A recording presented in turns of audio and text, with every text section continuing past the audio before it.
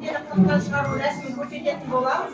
Күміс тиындар салынған ыдысымыз мінекей, ішінде күміс тиындары бар. Бұл баланы жамандықтан сақтайды, денесі бәрі таза болсын, жолы ашық болсын деген ниетпенен баланы нәрестені 40 күннен кейін қырқынан шығару рәсімі өтіледі.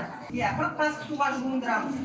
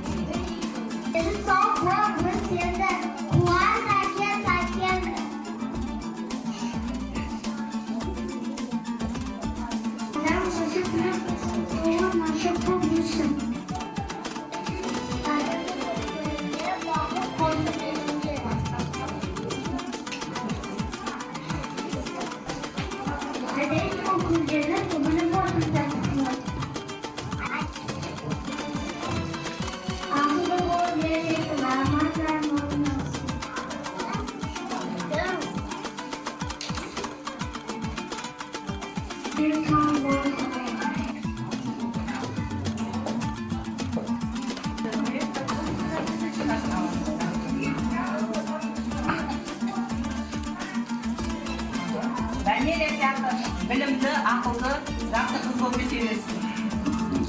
Тырнағын енді әмірге алғыстамыз, келе ғой әмір. Мен сияқты білімді, ақылды, дана бала болсын. Тырнағын алып, тырнағын аяққа басқаға алуалағын көрсін. Енді тақырыпқа суға түсіріп, өзіміз шүйге қарап қойып жасай береміз.